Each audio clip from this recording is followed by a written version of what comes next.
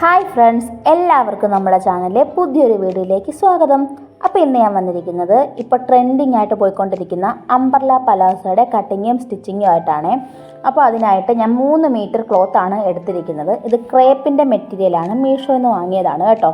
അപ്പോൾ ഇത് ആദ്യം ഒരു മടക്കുക കണ്ടോ. എന്നിട്ട് ആ ഒരു ഫോൾഡായിരിക്കുന്ന ഭാഗം ഉണ്ടല്ലോ, ആ ഭാഗത്തേക്ക് ഇതുപോലെ ഒന്ന് ക്രോസിന് മടക്കിയെടുക്കുക കണ്ടോ. നമ്മൾ ഈ അംബ്രല്ല പാവാടയൊക്കെ തയ്ക്കുമല്ലോ, അതുപോലെ തന്നെ അങ്ങോട്ട് മടക്കി ഇട്ടാൽ മതി. ആദ്യം ഒന്ന് മടക്കുക, എന്നിട്ട് ആ ഒരു ക്രോസ് ഭാഗത്ത് നിന്നും ഇതുപോലെ അങ്ങ് മടക്കിയിടുക. ഞാനിപ്പോൾ ഇതിൻ്റെ അകവശമാണ് എടുത്തിട്ടിരിക്കുന്നത്. ഫോൾഡായിട്ടുള്ള സൈഡ് നമ്മുടെ നേരെയും ഓപ്പോസിറ്റ് സൈഡ് ഇതുപോലെ തുറന്ന ഭാഗമുള്ളതായിരിക്കും. ഒരു ഓപ്പൺ ഭാഗവും ഒരു ക്ലോസ്ഡ് ആയിട്ടുള്ള ഭാഗവുമാണ് നമുക്ക് കിട്ടിയിട്ടുള്ളത്. അപ്പോൾ ഇത് ഇങ്ങനെയാണ് അത് വിരിച്ചിടുമ്പോഴുള്ള ആ ഒരു ഭാഗം എന്ന് പറയുന്നത്. ഇനി നിങ്ങൾ ഏതളവിലാണോ ചെയ്യുന്നത്, നിങ്ങളുടെ ആ ഒരു ഹിപ്പ് ഭാഗം ഉണ്ടല്ലോ, ആ അളവ് നോക്കുക. അപ്പോൾ അതൊട്ടും ടൈറ്റും ആകരുത്, ലൂസും ആകരുത്. ആ രീതിയിൽ നമ്മുടെ വേസ്റ്റ് അളവ് നോക്കുക. എന്നിട്ട് അതിൻ്റെ കൂടെ ഒരു 4 ഇഞ്ച് തയ്യൽ തുമ്പും കൂടി ആഡ് ചെയ്ത് എടുക്കുക കേട്ടോ. അപ്പോൾ എൻ്റെ ഇവിടെ 32 വേണ്ടത്. അപ്പോൾ അതിൻ്റെ കൂടെ 4 ഇഞ്ചും കൂടെ കൂട്ടി 36 ഇഞ്ചിലാണ് ഞാനിവിടെ കട്ട് ചെയ്യുന്നത്. അപ്പോൾ 36ൻ്റെ 4 നമ്മളിവിടെ മാർക്ക് ചെയ്യുകയാണ്. അതായത് ഇവിടെ 4 ഫോൾഡ് ചെയ്തിട്ടിരിക്കുന്നത്.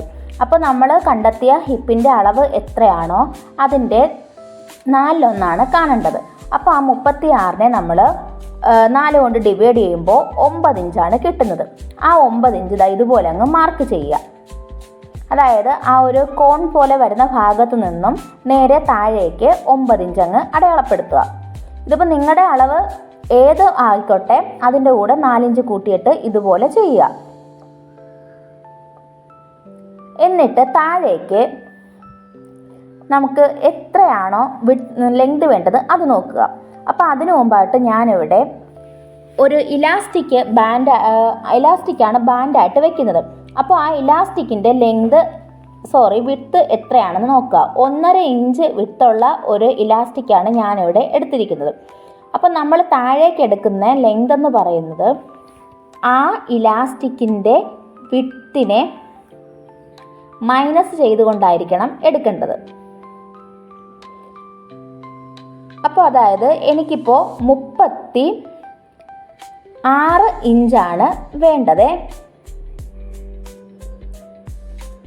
എന്നിട്ട് അതിൻ്റെ കൂടെ 1 ഇഞ്ച് തയ്യൽ തുമ്പ് കൂട്ടണമല്ലോ നമ്മൾ താഴ്ഭാഗം മടക്കി അടിക്കുന്നതിന് വേണ്ടി. അതും കൂടെ ചേർത്ത് വേണം നമ്മൾ മാർക്ക് ചെയ്യേണ്ടത്. അപ്പോൾ നിങ്ങൾക്കിപ്പോൾ നിങ്ങളുടെ അളവ് ഒരു 32 ആണെന്നുണ്ടെങ്കിൽ ആ 1.5 ഇഞ്ചിനെ നമ്മൾ ആ ഒരു ബാൻഡ് ഉണ്ടല്ലോ, ആ ബാൻഡിൻ്റെ ഭാഗത്തെ മൈനസ് ചെയ്തിട്ട് വേണം നമ്മുടെ ലെങ്ത് അളന്ന് എടുക്കേണ്ടത്.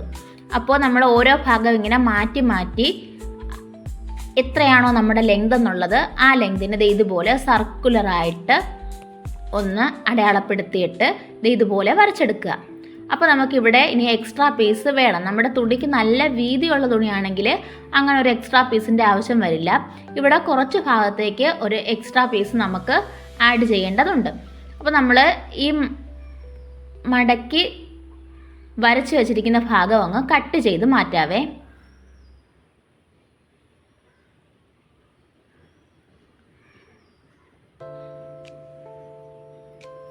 ഇതുപോലെ കട്ട് ചെയ്ത് എടുക്കുക. പുറത്ത് നല്ല കാറ്റുണ്ട് കേട്ടോ.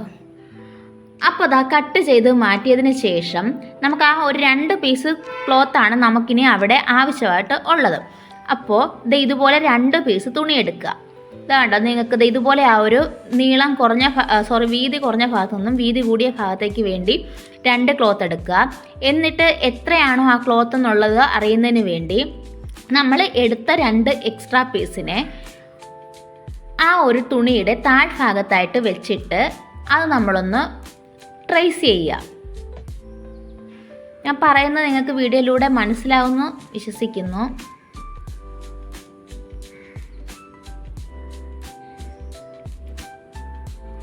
ഇതുപോലെ ട്രേസ് ചെയ്തെടുത്തിട്ടുണ്ടേ. ഇനി നമുക്ക് അത്രയും ഭാഗം അങ്ങ് കട്ട് ചെയ്തെടുത്താൽ മതി. അപ്പോൾ ഞാനൊരു 4 ഇഞ്ച് തയ്യൽ തുമ്പും കൂടെ ചേർത്താണ് അതിനെ മാർക്ക് ചെയ്തിട്ടുള്ളത്. അല്ലെങ്കിൽ പിന്നെ വീണ്ടും ഒരു ഏറ്റക്കുറച്ചിലുണ്ടാവും. അപ്പോൾ നിങ്ങൾ തയ്യൽ തുമ്പും കൂടി ആഡ് ചെയ്യണേ കട്ട് ചെയ്യുമ്പോൾ.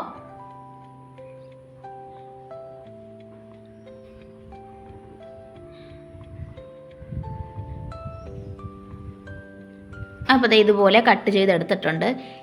ഇനി നമുക്കിതാ ഒന്ന് വെച്ച് നോക്കാം. നമുക്ക് കറക്റ്റായിട്ട് ആ ഒരു പീസിന് നമുക്ക് കിട്ടും. ആ ഒരു തയ്യൽ തുമ്പും കൂടെ കടത്തി കഴിയുമ്പോൾ നമുക്കത് കറക്റ്റായിട്ട് തന്നെ കിട്ടും.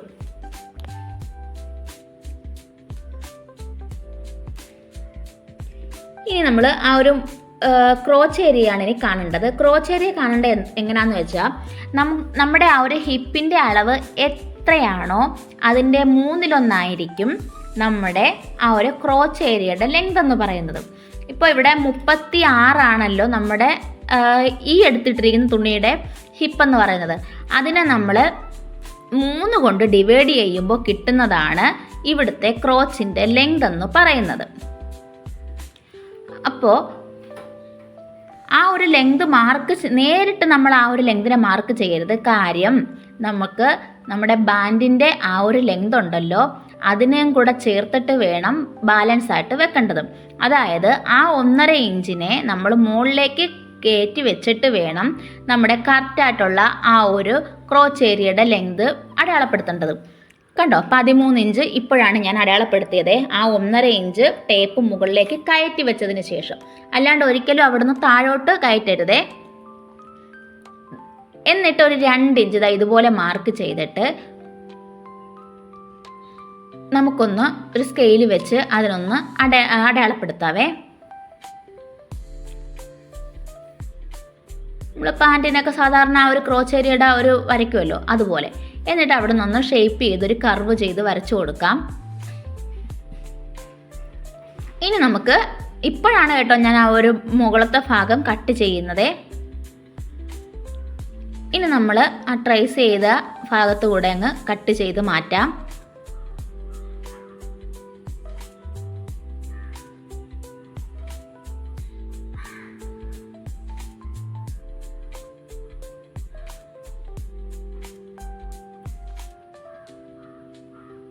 ഇതുപോലെ അങ്ങ് കട്ട് ചെയ്ത് മാറ്റണം കേട്ടോ.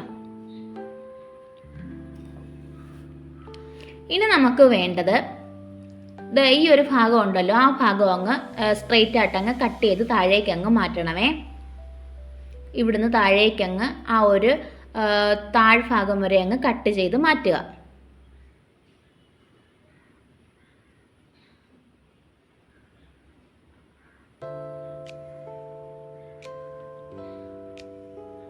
കണ്ടോ, ഇതുപോലെ താഴേക്ക് കട്ട് ചെയ്തെടുത്തിട്ടുണ്ട്. ഇനി നമുക്ക് നമ്മുടെ ബാൻഡിൻ്റെ അടിക്കാനുള്ള ക്ലോത്താണ് വേണ്ടത്. അപ്പോൾ നമ്മൾ ആ എടുത്തിരിക്കുന്ന ഇലാസ്റ്റിക്കിനെ കവർ ചെയ്ത് വേണം ആ ഒരു ക്ലോത്ത് നമുക്ക് വേണ്ടത്. അതായത് ഇലാസ്റ്റിക്കിൻ്റെ വിഡ്ത്ത് എന്ന് പറയുന്നത് 1.5 ഇഞ്ചാണ്. അപ്പം നമ്മളതിൻ്റെ ഇരട്ടി എടുക്കണം. അതായത് നമ്മുടെ ആ ഒരു 1.5 + 1.5 നമുക്ക് 3 ഇഞ്ച് കിട്ടും. അതിൻ്റെ കൂടെ തന്നെ 1 ഇഞ്ച് തയ്യൽ തുമ്പും കൂടെ നമ്മൾ എടുക്കണം. കാര്യം ഇത് യോജിപ്പിക്കുന്നതിനും പിന്നെ അടിച്ചെടുക്കുമ്പോഴത്തേക്കും നമുക്ക് 1/2 ഇഞ്ച് തയ്യൽ വീതം വേണം. അങ്ങനെ നമ്മൾ 4 ഇഞ്ച് വിഡ്ത്തിലാണ് ആ ഒരു ബാൻഡിനെ കട്ട് ചെയ്തെടുക്കേണ്ടത്. അങ്ങനെ ഞാൻ 4 ഇഞ്ച് വിഡ്ത്തിൽ എടുത്തിട്ടുണ്ട്. നമ്മുടെ സ്റ്റിച്ചിങ്ങിലേക്ക് കിടക്കാം. ആദ്യം തന്നെ നമ്മുടെ ആ ഒരു ക്രോസ് പീസ് അല്ല, നമ്മൾ ആ ഒരു ബാലൻസ് തുണി നമ്മൾ കട്ട് ചെയ്തെടുത്തിട്ടുണ്ടായിരുന്നല്ലോ, ആ തുണിയെ നമുക്കൊന്ന് അറ്റാച്ച് ചെയ്യാം. അപ്പോൾ അത് മാറിപ്പോകാതിരിക്കാൻ വേണ്ടി ഞാൻ അവിടെ പിൻ കുത്തിയിട്ടുണ്ടായിരുന്നു കേട്ടോ. അപ്പോൾ നമ്മുടെ ക്ലോത്തിൻ്റെ നല്ല വശവും നമ്മൾ എക്സ്ട്രാ എടുത്ത പീസും നമ്മുടെ മെയിൻ ഫാബ്രിക്കിൻ്റെ നല്ല വശവും ചേർത്ത് വെച്ചിട്ട് ഇതുപോലെ അടിച്ചു കൊടുക്കുക.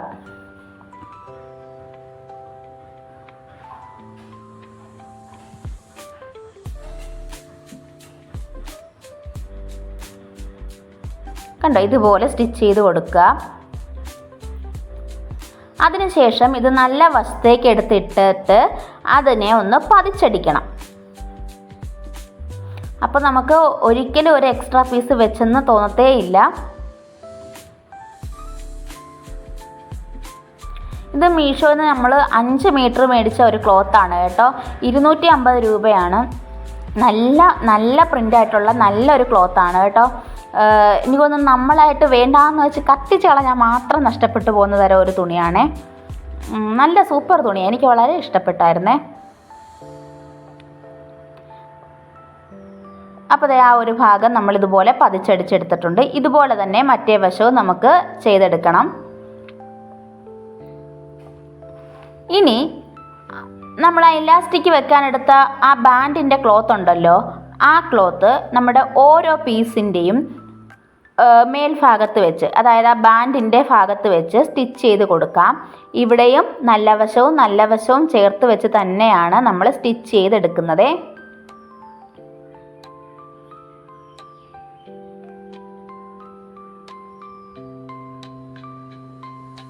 ഇതുപോലെ സ്റ്റിച്ച് ചെയ്ത് രണ്ട് വശവും ഇതുപോലെ സ്റ്റിച്ച് ചെയ്തെടുക്കണം.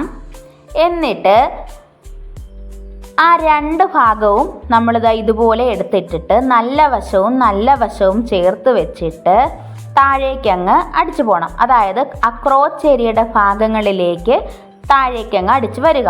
ബാൻഡ് അറ്റാച്ച് ചെയ്തതിന് ശേഷമാണ് ഇതുപോലെ അടിച്ചു വരുന്നത്. ക്രോച്ച് ഏരിയയുടെ ഭാഗത്ത് ആ താഴ്ഭാഗം വരെയും ഇതുപോലെ അങ്ങ് സ്റ്റിച്ച് ചെയ്ത് പോവുക. ഒന്ന് ഓർക്കണം, ഡബിൾ സ്റ്റിച്ച് തന്നെ ഈ ഭാഗങ്ങളിൽ നമ്മൾ കൊടുക്കണം കേട്ടോ. ഇതുപോലെ തന്നെ മറ്റേ വശവും നമുക്ക് ഡബിൾ സ്റ്റിച്ച് കൊടുത്ത് എടുക്കാം. അപ്പോൾ രണ്ട് പീസിൻ്റെയും ക്രോച്ച് ഏരിയകൾ തമ്മിൽ നമ്മൾ ഇതുപോലെ ജോയിൻ ചെയ്ത് എടുത്തിട്ടുണ്ട്. ഇനി എന്താണെന്ന് വെച്ചാൽ ആ ക്രോച്ച് ഏരിയ ഭാഗങ്ങളെ നമ്മൾ സെൻറ്ററിൽ നിന്നങ്ങ് മടക്കുക. അതായത് ക്രോച്ച് ഏരിയയും ഫേസ് ടു ഫേസ് വരുന്ന രീതിയിൽ മടക്കിയെടുക്കുക. അതിനുശേഷം നമ്മുടെ ആ ഒരു താഴ്ഭാഗം ഉണ്ടല്ലോ, താഴ്ഭാഗത്ത് നിന്നും നമുക്ക് അടിച്ച് ആ ക്രോച്ച് ഏരിയയുടെ ഭാഗം വരെ കൊണ്ടുവരാം. ഇതുപോലെ നമ്മൾ വെച്ച് നോക്കണം കേട്ടോ, കറക്റ്റായിട്ട് തന്നെയാണോ വരുന്നതെന്ന്.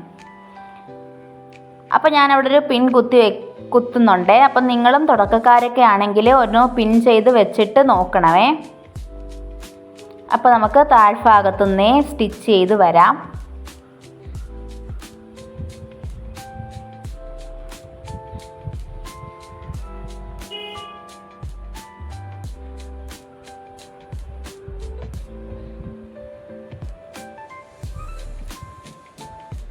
ഇവിടെയും ഡബിൾ സ്റ്റിച്ച് തന്നെ കൊടുക്കണമേ.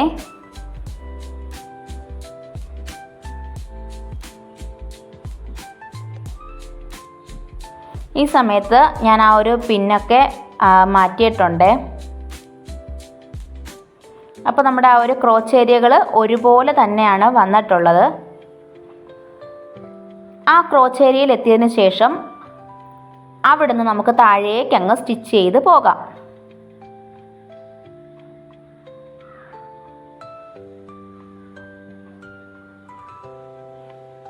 ഇതാ കണ്ടോ, താഴെ വരെയും നമുക്കങ്ങനെ സ്റ്റിച്ച് ചെയ്ത് പോകാം. ഇനി നമുക്കുള്ള പണിയെന്ന് വെച്ചാൽ ആ ഒരു അരികങ്ങ് അടിക്കണം. അതുപോലെ തന്നെ നമ്മുടെ ആ ഒരു ബാൻഡിൻ്റെ ഭാഗം ഉണ്ടല്ലോ, അതൊന്ന് മടക്കി അടിക്കണം.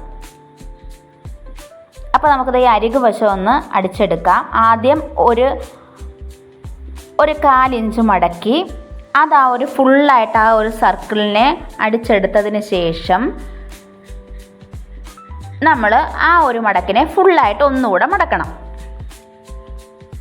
കണ്ടോ, ആ ഒരു സർക്കിൾ ഫുള്ള് മടക്കി അടിച്ചതിന് ശേഷം ഇത് ഫുള്ളായിട്ട് അങ്ങ് മടക്കി വീണ്ടും അതിനെ അങ്ങ് സ്റ്റിച്ച് ചെയ്തെടുക്കണം. ഇതുപോലെ തന്നെ രണ്ട് ഭാഗത്തും നമുക്ക് ചെയ്തെടുക്കാം. ഇപ്പോൾ ബാൻഡൊക്കെ ഇവിടെ അറ്റാച്ച് ചെയ്തിട്ടുണ്ട്. നമ്മൾ ബാൻഡിൻ്റെയൊക്കെ നമുക്ക് അറിയാമല്ലോ, അതുകൊണ്ടാണ് അതൊന്നും കാണിച്ച് ടൈം കളയാഞ്ഞത്. അപ്പോൾ നല്ല സർക്കിളിൽ നല്ല വീതിയിൽ തന്നെ നമുക്ക് ആ ഒരു പാൻറ്റ് കിട്ടിയിട്ടുണ്ട്. ഇത് പാവാട പാൻറ്റ് എന്നൊക്കെയാണ് ഇപ്പോൾ പറയുന്നത്. അപ്പോൾ നിങ്ങൾക്ക് ഈ വീഡിയോ ഇഷ്ടപ്പെട്ടിട്ടുണ്ടെങ്കിൽ ഉറപ്പായിട്ടും ഷെയർ ചെയ്യണം, സബ്സ്ക്രൈബ് ചെയ്യണം. നിങ്ങളുടെ കമൻറ്റുകൾ എന്ത് തന്നെയായാലും എന്നോട് പറയണേ. അപ്പോൾ ഇത്രയേ ഉള്ളൂ. ബായ്.